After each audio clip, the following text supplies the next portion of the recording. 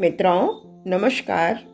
आज हम जानेंगे कि विपत्ति में यदि कोई व्यक्ति हमारी सहायता करता है तो समय आने पर हमें भी उसकी विपत्ति को दूर करने का प्रयास करना चाहिए।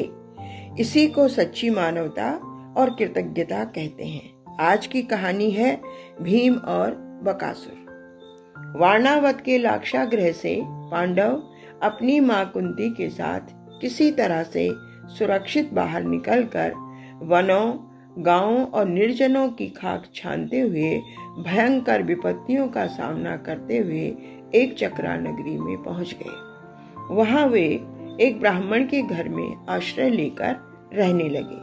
प्रातःकाल पांचों भाई भिक्षा मांगने जाते और जो कुछ मिलता माता के पास ले आते। माता कुंती भोजन बनाकर सबको परोसती। युधिष्ठिर, भीम, अर्जुन, नकुल, सहदेव पांचों भाई ब्राह्मण के वेश में रहते थे। उन्हें दुर्योधन का भय था कि कहीं वह पहचान न ले और पुनः उन्हें हानि पहुंचाने का प्रयास करे।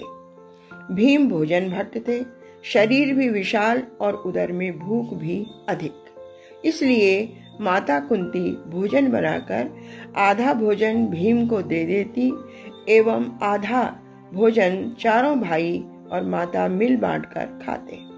इतना होने पर भी भीम का पेट नहीं भरता था। वे हर पल भोजन के जुगाड़ में रहते थे।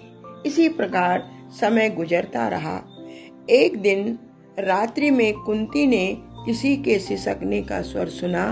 उन्होंने अपने पुत्रों को उठाया और आंगन में बाहर आई। बाहर आकर उन्हें सिसकने और आपस में बातें करने के स्वर सुनाई दिए।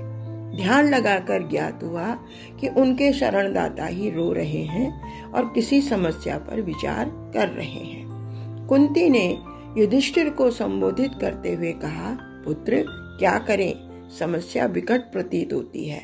स्वयं ही पूछें या प्रतीक्षा करें? युधिष्ठिर नीतिज्ञ थे।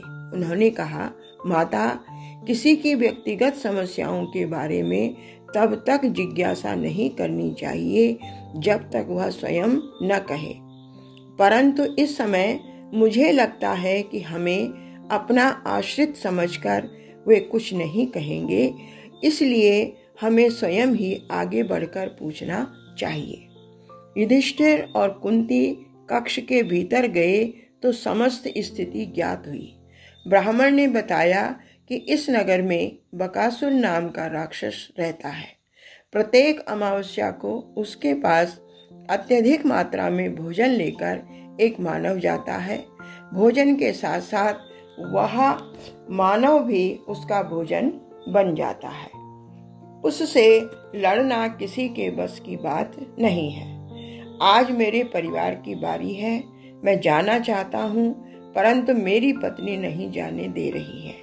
पुत्र जाना चाहता है, परंतु मैं उसे कैसे भेज सकता हूँ, क्योंकि एक यही तो मेरे घर का उत्तराधिकारी है। कुंती ने ब्राह्मण के दुख से स्वयं को भी दुखी अनुभव किया। उन्होंने सोचा कि विपत्ति के समय पर उन्हें आश्रय देने वाले ब्राह्मण के परिवार की सहायता अवश्य करनी चाहिए। उन्होंने ब्राह्मण को आश्वासन दिया और कहा कि वे चिंता न करें, मेरे पुत्र अवश्य इस समस्या का समाधान करेंगे। कुंती और युधिष्ठिर अपने कक्ष में लौट आए और भाइयों से सारी बात बताई। बात सुनते ही चारों भाइयों में से प्रत्येक कहने लगा कि भोजन लेकर हम जाएंगे। भीम सोच रहे थे कि बहुत दिनों से भरपेट भोजन नहीं किया है।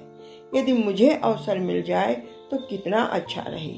कुंती भीम को देखकर मुस्कुराने लगी। वे जानती थी भीम का बल असीम है। शारीरिक बल ही शारीरिक बल से लड़ सकता है। फिर कहने लगी, मैं चाहती हूँ कि भीम भोजन लेकर जाए और बकासुर को मारकर इस नगर की रक्षा करे। और माँ, बकासुर का भोजन भीम भैया स्वयं खा ले, वैसे भी प्रायः भूखे ही रहते हैं। कहकर अर्जुन, नकुल और सहदेव हंसने लगे। कुंती और युधिष्ठिर भी हंसे बिना नहीं रह सके। प्रातःकाल ब्राह्मण को कुंती ने अपना निर्णय सुना दिया। ब्राह्मण के असहमति जताने पर उन्होंने कहा, ब्राह्मण देव, मेरा पुत्र अत्यंत बलशाली है। वह बकासुर को भी मारेगा और स्वयं भी सुरक्षित लौटेगा। प्रातः काल से सायंकाल तक नगर भर से अन्न, फल, दूध, दही आदि एकत्रित होकर एक बड़े छकड़े में रखा जाता रहा। सायंकाल होते ही भीम छकड़े को लेकर चल दिए। वे बड़े प्रसन्न थे। भोजन को देखकर उनकी भूख बढ़ती जा रही थी। धीरे धीरे रात्रि का घना अंधकार चतुर्दिक छा गया।